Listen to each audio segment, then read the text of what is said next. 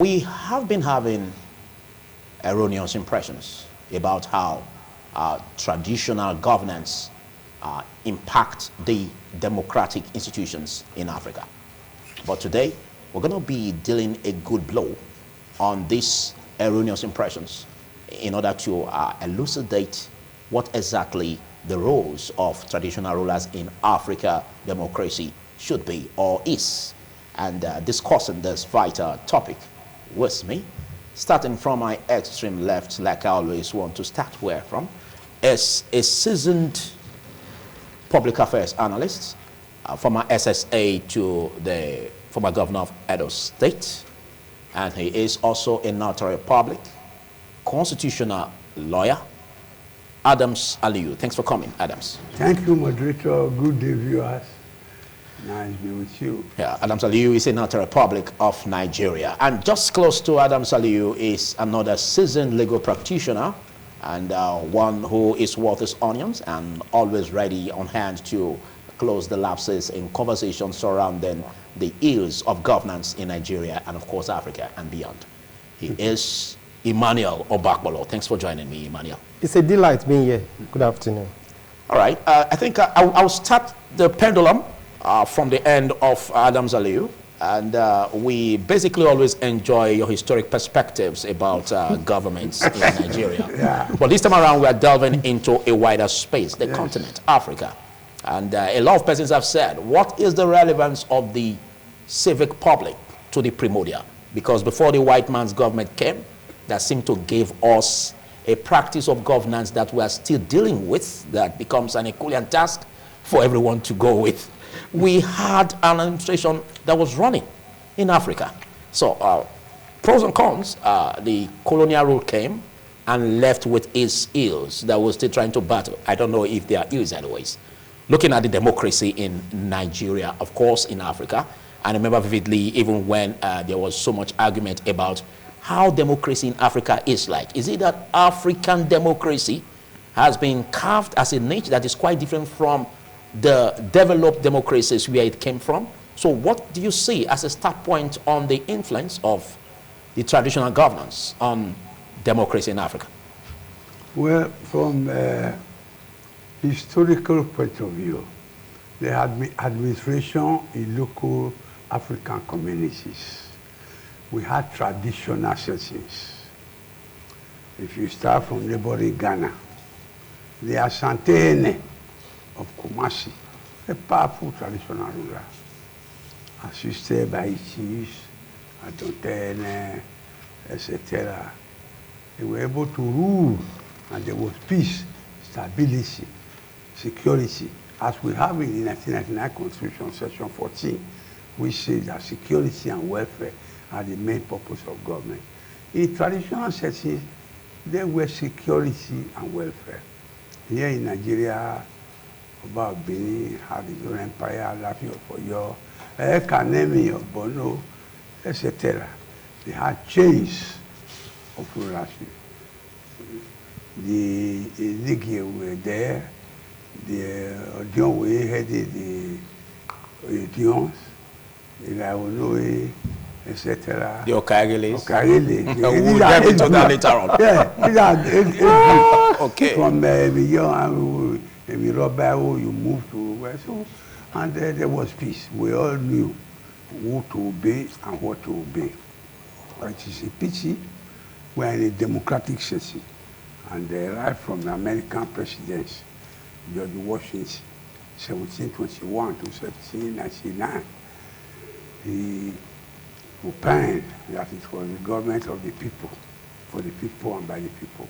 If America equally had a rough time after his exit, they had a civil war, 1861 to 1865, and after a bloody fight for independence in July 1776. So it extended up to Lincoln, Abraham Lincoln, 16 presidents, and they have had 200 years of unbroken democracy. We tried this year in 1960. After 5 years, it collapsed in January of 1966. Military terror group came up for about 13 years, started again in 79, and we are here dilly-dally democracy, as it were, does not end at the ballot box. But ever since 1999, it was no longer interrupted. Yeah, That is a sign of relief. You go to court. It's the court that is interpreting now. Court is deciding. Because we are told in the rule of law that the court is the last hope of the common man. And unfortunately, our traditional rulers are not encapsulated in the governance of democracy. Oh. They are not carried along. If they were to be carried along, they could have been encapsulated in Section 7, Schedule 4. That is talks of local government. You know, there used to be Ministry of Local Government and Chieftaincy Affairs. So if traditional rulers were to be captured, they would be under the auspices of local government and chieftaincy affairs. You're talking about the Nigerian constitution. What about other countries of Africa? Are you saying that it also holds sway? I wanted to start from Nigeria because charity begins at home. Exactly what I say. So now, if there are no specific rules are here, no ad hoc rules. They are just custodian of the customs. Or maybe ceremonial heads. Traditional. Or just when it becomes titular for title and ceremony, we remember it used to be. But constitutionally, they are functus officio. They have outlived their usefulness. Well, thank you for giving us that head start. We will continually hold up with that because a lot of questions are rising from there. Okay. Most especially when you said they have outused their usefulness. Yes, they have outlived it. Outlived. Okay. But we test that. We will test that. Okay. We have a crucible here that we're going to use to test that litmus. If it's going to change red or blue, we know exactly what it is. Let's get your bite on all of this because we've seen the spread of democracy across Africa after the end of World War II. Do you see democracy as bringing or do you think differently from what the constitutional lawyer said as per carrying traditional rulers along? Yes, I do not think differently, but I want to look at the survey carried out by Afrobarometer, a non-governmental agency. And in their survey in Africa, they came up with this pass mark that out of 30 countries or 30 states in international law, 30 states, 22 approved of the constitutional monarchies. By interpretation, it means that they prefer a country or a state to be governed by constitutional monarchies, leaders who are traditional rulers. And one may ask the question, you said out why? Of how many countries? Out of 30, 22 approve of it. Meaning it's only 8 that refused it. That's a distinction. Yes, and just now as we are seated here, we have 2 countries in Africa where you have constitutional monarchies. Till now, Lesotho and Morocco. And if you may ask, what is the style or system of governance in Lesotho and other democracies in Africa? Comparatively. You would want to give Lesotho a pass mark. Just recently, you see their performance on Saturday here, going to Zimbabwe to beat Zimbabwe in Zimbabwe, 2-0. Why the Super Eagles struggle? That is an aside. That's on sports. Yes, that's an aside. So by interpretation, okay, let me say, the pre-colonial administration, we have strong traditional rulers. In fact, the traditional institution is a sacred one with so much powers, ritually, spiritually, and physically. But unfortunately, somewhere along the line, they missed it. After this romance with the modern day African politicians, even the traditional institution lost its grips and its powers were no longer there anymore. So sorry to say, it's unfortunate, but that is the position just now. Now, when you talk of traditional rulers like Zulu of South Africa, you talk of, like Daddy has said, Ashanti of Kumasi, Ghana. You talk of the Oba of Benin, Nigeria. You talk of the Oni of Ife. These traditional institutions are very powerful. And do you know one thing about the traditional style of governance? is that while you have the traditional rulers as the kings, you have the people as subjects. But in democracy, you have political leaders and you have citizens. I don't know if you can draw the difference now. Yeah, and we're going to draw it next. Yes. Yeah. So by the time the traditional rulers have absolute powers, and they are guided by customs and traditions, and even they themselves, where they violate the custom and tradition, they face the music. We saw in those days where they only makes a mistake or the people reject him. There was this ritual that is carried out, a calabash with 2 parrot eggs, and declaration will be made, the gods reject you, the people reject you, and it is interpreted instantly that he has been rejected by all. The man goes on exile and commits suicide. But today we have political leaders who hide under the guise of democracy, and you see their practices now garnished with so much corruption. That is not to say under the traditional institution that you don't have corruption, but it's minimal. And where you as a traditional ruler who is sworn in with the traditions of the people, the gods are invited to witness your being sworn in, and you now breach or violate the rules of the game, you face the music. But here we have people who can use state institutions to even cover their atrocities. Under the traditional system, you don't have any form of covering. Okay, I'm glad you said corruption is everywhere, but at the level of the traditional rulers, or governance, it was minimal. Yes. But that does not mean they were in corruption. Corruption is as old as man. Okay, that's good. Now, let's look at what you just said. Good enough, kudos to you. You were also able to measure the acceptance of the people on that government in terms of if it's of them, by them, and for them, which is a simple definition of democracy, the government of the people, by the people, and for the people. Now, it has been tested that monarchical governments are dictatorial. They are not democratic. And if you look at where we are coming from a perspective where we want policies to be liberal. We want, an overhaul of citizenry perception on every policy before it's even implemented.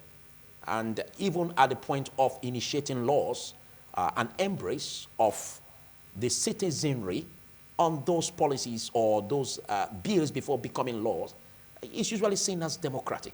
Now, if we take this perspective as a constitutional lawyer, Adams, if we take this perspective at the point of the monarchical government or traditional governance, which seems dictatorial, and modern day governance that brings about liberalization, would you say that traditional governance, is still relevant in the present day government? We have cited, a colleague here cited instances of Morocco, Lesotho, where you have constitutional monarchy, and they are doing well. The standard of living is not regrettable, even in sports, social circle, civilization. King Hassan, Morocco. So, the traditional ruler belongs to the people. He has lieutenants, he has chiefs, he has emissaries who rule. And you don't hear of protests, demonstration, etc. But even though kingship is by hereditary. Yeah, in democracy, as it were, epitomized by Nigerian Constitution 1999, Chapter 4, Section 40 talks of freedom of association, assembly, association. You now see people fighting over themselves. Even if they hold periodic election, people will be killed. People who lose will go to court. And it's no more. It's a true representation of the people. So my elections have been rigged in Africa. And what is the democracy there? Okay, but we understand that kingship is by inheritance, is hereditary. Now, do you see that as what can be accepted liberally? In some climes, this is primogenitorial, the father to son, right from UK. But in other clans, it is seniority and ruling houses. A man have 7 children. If he dies, the first one takes over. There is sense. If that first one dies, it is the second one that should equally take over because all of them served their father. It is even quarrelsome and debatable for the son of that first one who took over.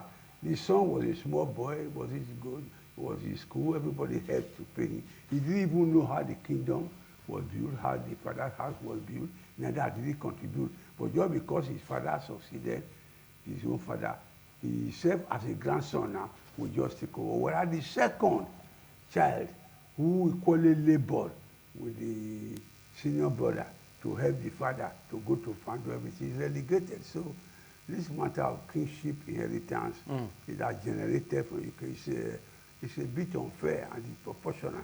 Or when you have children, all the children are supposedly equal. And if you pass on, the whole thing should not start and end with the first inheritor. All other children are driven away, they are not entitled to anything.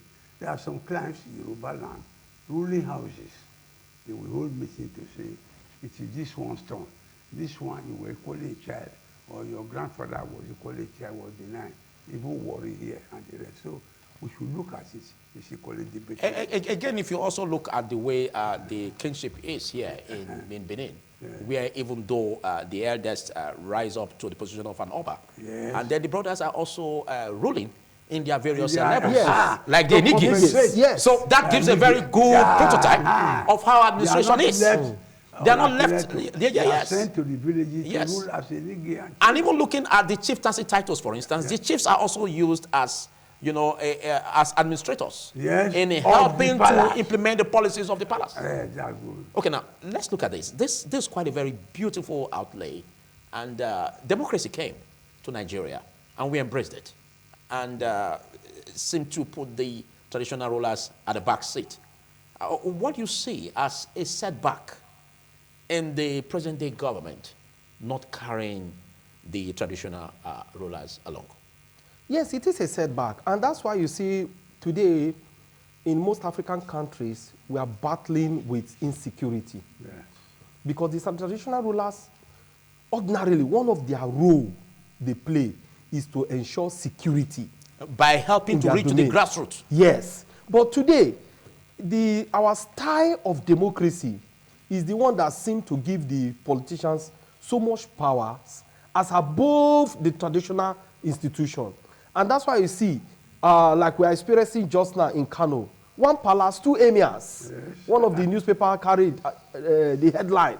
So you can imagine the drama being witnessed today in Kano. Now, they have also bring in the courts to also be part of the drama. Unfortunately, the courts are now making variety of orders as demanded. Contradictory judgments. Yes, as demanded by interested parties. That is a shame to the traditional institution. That's why you see the blended... Is it not also a shame to the judiciary to come with contradictory judgments? It is. Yes. It is. And so by this, we're also going to be putting the judiciary on the crucible if they are even helping matters or worsening. Well, some of us who are from that jurisdiction are very careful to make comments. Are you getting me? You don't want to be spotted? But be it as it may, the chloroquine bitter truth must be told. Must be told, because they say he who fights and runs away needs to fight another day. So why don't you just fight it all once? So when you look at our styled democracy, yes, in the books, the Constitution, we are told is the American presidential style of democracy we practice. Are you getting me? But when you look at it vividly, you discover that our own style of democracy has no name. It doesn't show a resemblance of where it originated from. Not at all. Not at all. There is a gulf between them. And that's why you see even the traditional institution is subjected under their whims and caprices. Because, for instance, the governor of a state makes the appointment of who becomes the traditional ruler of a particular area. And it ought not to be so. Those who are on the queue with respect to who becomes the traditional ruler. They know themselves. Okay, but don't you think from the ab initio, this is a constitutional problem?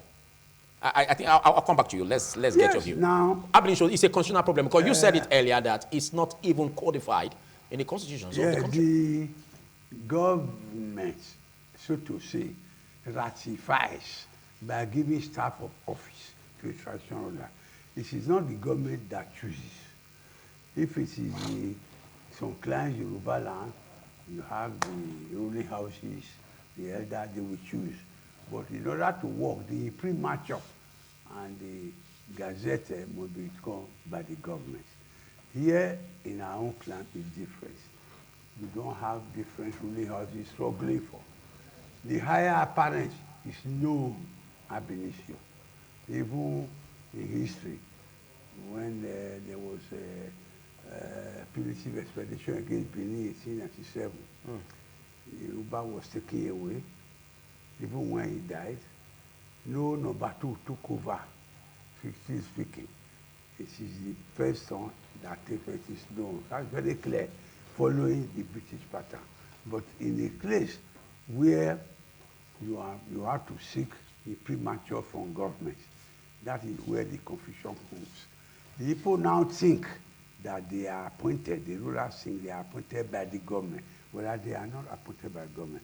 Government only lubricates and sanitize, they put blessing and give you type of office. Otherwise, it is the traditional setting that appoints its own leader. Okay, are you by this saying that even the white man's government or the present-day government does not interfere, arbitrarily with the traditional system of governance?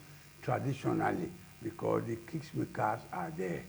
And as I say, in our own setting, it's evidence that it's primogeniture. So that the government gives approval, puts it in gazette, presents staff of office, they are merely to add lubricants. Of course. Now, how do we give it a better step, a higher step, where they can still have more relevance, even in the modern day government?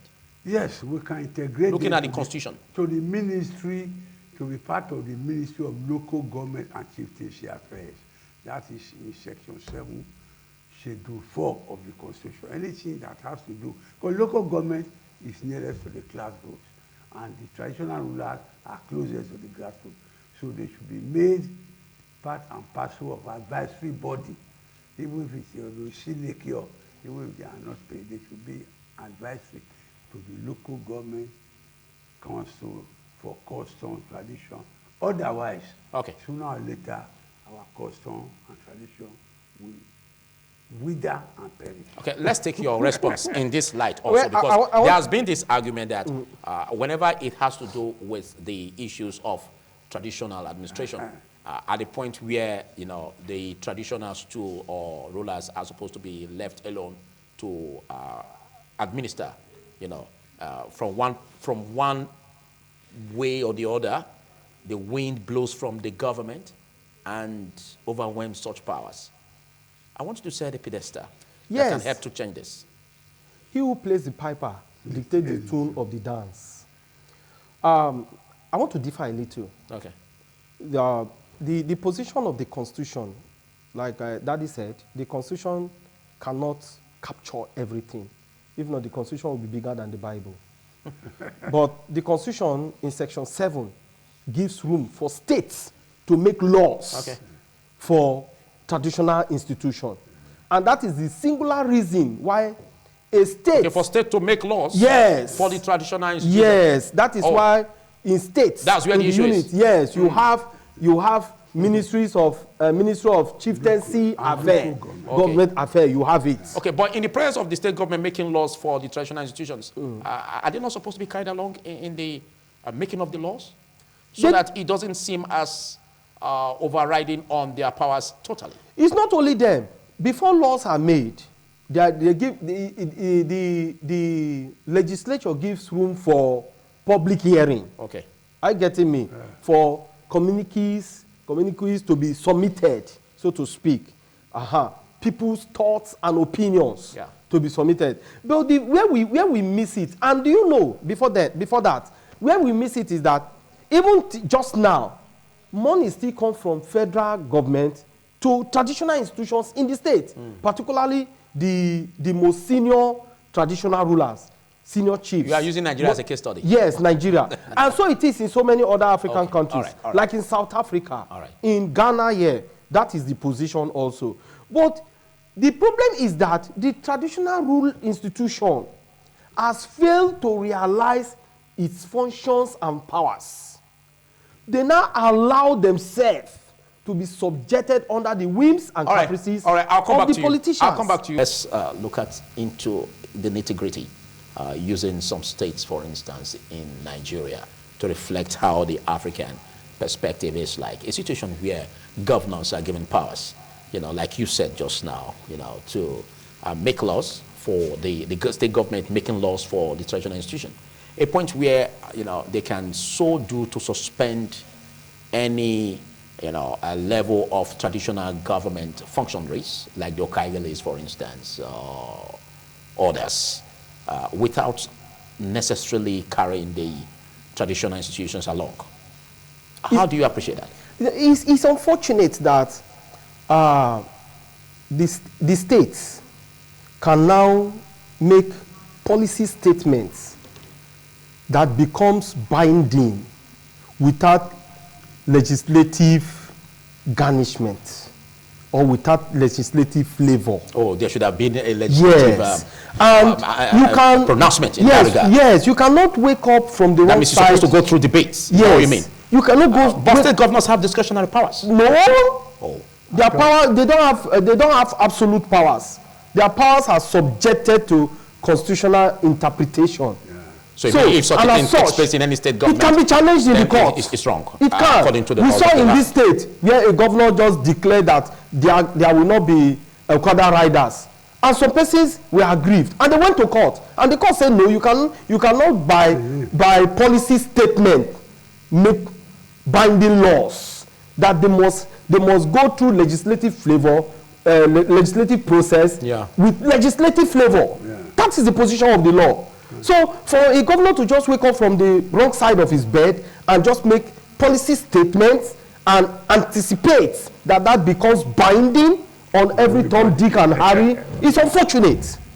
The traditional institution must be carried along. Because mind you, we saw a situation where in this state, we used to have what they call the CD, what do you call it? CDA. And before you know it, we heard CDA have been bound and the thing metamorphosed to what we have as Okaigele and the youth and others. The Ojowe becomes the head of the community, and he has foot soldiers who are the youths. And the youth also have a head who is the Okaigele. But suddenly, we've heard another policy statement banning that kind of process, that kind of institution, whether you call it legal or no illegal, but traditionally it is an institution.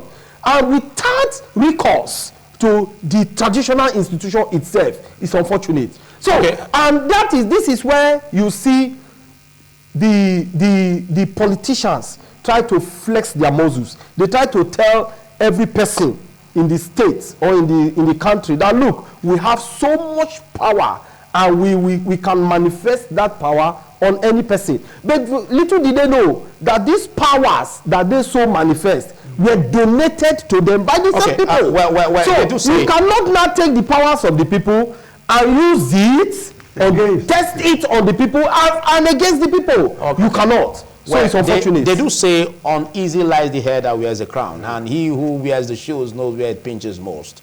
And we can't but also look at the perspectives of such state governors or governments that take such decisions, because they are the chief security officers of the states, and so by so doing they are supposed to look ahead and see what could be coming ahead of the states that may be a problematic one for the state, and so decide to take such actions. I'm still coming to you, constitutional lawyer Adam Saliu, where the discretionary powers of the governors, for instance, come in, because they are the CSOs of the states. Yes, and so in this regard, can they act even without due considerations of the traditional government or functionaries? As the chief security officer of the state, have some privileges when you are in office. You even have immunity, meaning that you cannot be taken to court or sued. Over your decisions? Yeah, while in office. We have seen situations in this country. So that nails it? Yeah. That ends it? Here, Anambra, Obiano handed over power by 10 a.m. By 2 p.m., he wanted to travel. He was banned from traveling, brought back, hands tied, undressed, etc. Only 2-3 hours after leaving office. It happened here. So that power is tentative, transient, and ephemeral. And it is supposed that what is done is for the welfare and security of the people. That is why many of the actions of the executive should have blessing of the legislature. It is the legislature that is the representative of the people. People from different constituencies, north, south, east, central, of the state. They won elections to represent their people. And when we say democracy, government of the people, by the people, it is because our representatives are there. When democracy started long ago, people were few. They could assemble in the market square in Greece and take a decision. But now with 200 million, do you need to put everything to plebiscite or debate or referendum? So you have to elect people to act on your behalf.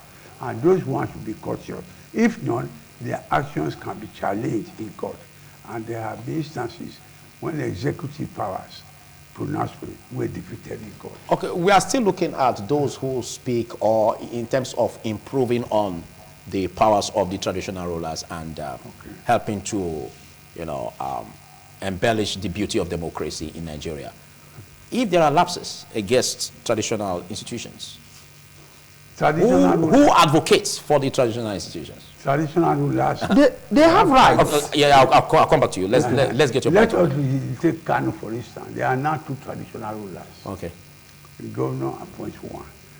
Another governor brings him back, etc., because that's their provision. But there will be an answer. I'm optimistic it cannot continue. 2 captains cannot be in the ship. Okay. That's already enjoying the litigations. There are already litigations in that regard. Okay. And counter litigation. And counter litigations. One will win in court A, and that will go to court B, bring another paper. So they are making mockery of the judiciary. In fact, the judiciary over there, they are showing that they are biased, sentimental, and inclined to the party involved. Whereas the judiciary should have its eye closed, with preponderance of evidence, and judge matter openly. Okay. Let's look at finding a way to ameliorate the plight of traditional rulers, for instance, in giving them more relevance in governance so that they can have their pride of place in modern-day government. If there are lapses of this nature, which ministry or who speaks or advocates for the traditional institutions? The traditional rulers or there's a ministry for that? They have a body. They have an association. Okay. Yes. They can, by themselves, for themselves, with themselves, go to court to seek justice. Yes. They have that right. No, before even going to court, having a conversation with the state government. Each palace you see today in Nigeria has an array of lawyers. And there should be a committee set aside, in the legislative arm that will also carry such issues as regards ameliorating the plight. You know the problem we have? The problem we have just now is that what is the position of the laws with respect to the role function of traditional rulers? That's where it's been That's where the problem is. That is where the problem is. And not until... Yes, but even though that's where the problem is, the constitution can be amended. That is it. Now, so there should be a body that can help grease that point to a point where we can say that they can be seeing such policies or laws. Like the case of Kano. The case of Kano, the law was amended. Yes. We saw a situation, for goodness sake, I'm not taking side, but we saw a situation where Sanusi II was removed, and the man walked away quietly. Yes. Now that the law has been amended, and the law says he should come back, then the man who was there The law say no, you can no longer be in this position. You are running to court. Once upon a time, you enjoyed the privileges of the law. Now the law is against you. You are running to court. For the court to do what? And now they are now shouting, oh, my fundamental rights. The fundamental rights are not absolute. They are subjected to laws. So that was why, if you look at the jurisdictional function of the courts, in chieftaincy affairs in Kano State, which court has jurisdiction? It's the State High Court. But this man ran to Federal High Court, and the Federal High Court is making orders. Okay. So you see. Or are you saying that the Federal High Court does not have jurisdiction? Yes, with respect to that, it doesn't. It's unfortunate that our politicians are making things difficult. But the Federal High Court took a position. That is the problem now. They are hiding under the principle of fundamental human rights. Okay, but this will be explained by the Supreme Court, isn't it? Yes. That is until we get there. But they have made up their mind to say, hence you are removing me, I'm going to disturb you. You will not have a smooth ride.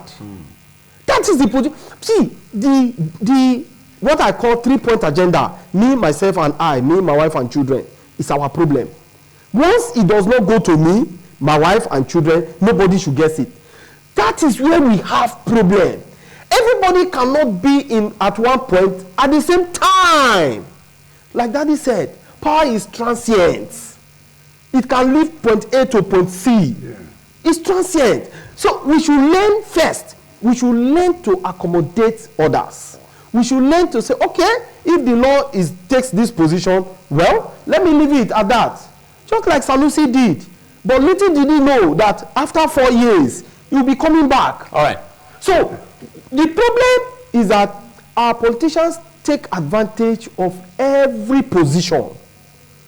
And once they discover that it's not to their favor or advantage, they look for a way to scatter it. That shouldn't be it. Okay. Nigeria is for all of us. There have been situations where even monies meant for traditional rulers are swept under the carpet by some state governments and all of this. Now, let's look at still on legislations and how committees can be set up, or if they have something like that, you know, that will help close the gap of these issues arising from their influence as traditional rulers on today's government. There are moves that money meant for traditional rulers, money meant for local government, should come directly from the federation account to the consignee who the money is meant for. Is it constitutional?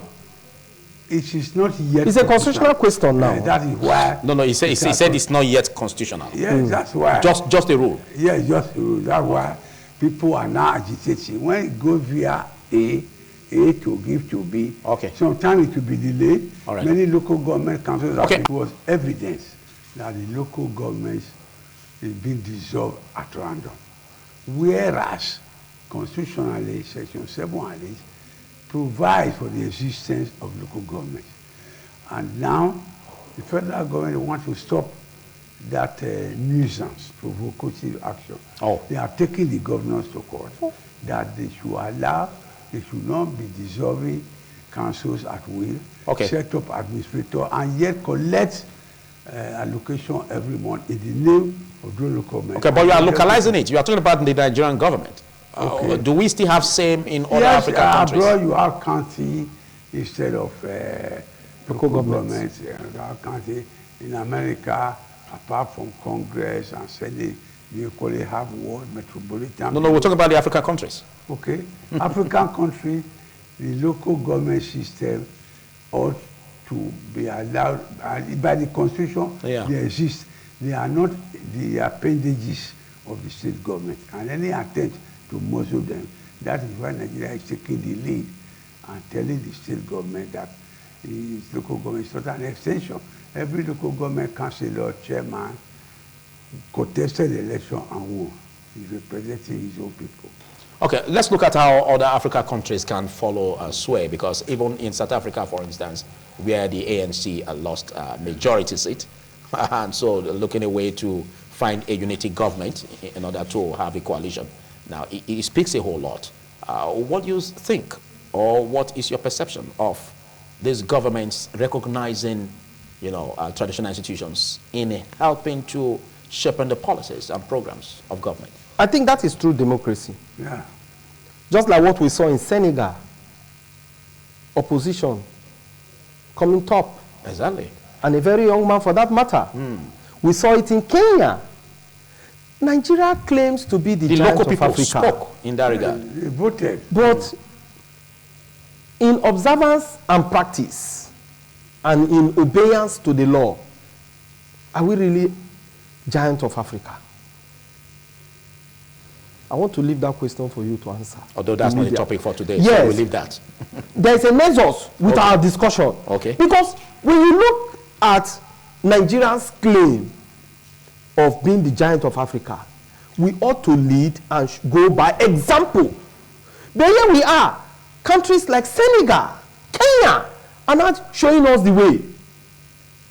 What type of giants are we? Is it sleeping giants? We gave ourselves that name, that we are giants. That is why I say claim. Oh, don't call us. We claim so. We claim we are. But once upon a time, Nigeria was seen to be the giant of Africa. Yeah. Because you talk of the liberation of South population Africa. strength. Yes, if you talk of, no, besides that, the military might. Don't forget the military might. Yes, the military might. So why then question? And also, why then question you this look at program? our, yes, we question it now because the style of democracy we see, this crop of leaders are practicing is a no democracy at all. Yes. And that was what has put us where we are. Kenya, Senegal, South Africa, taking the lead. Okay, are you by this saying that the traditional governance could have taken preeminence rather than the modern day government? I think so.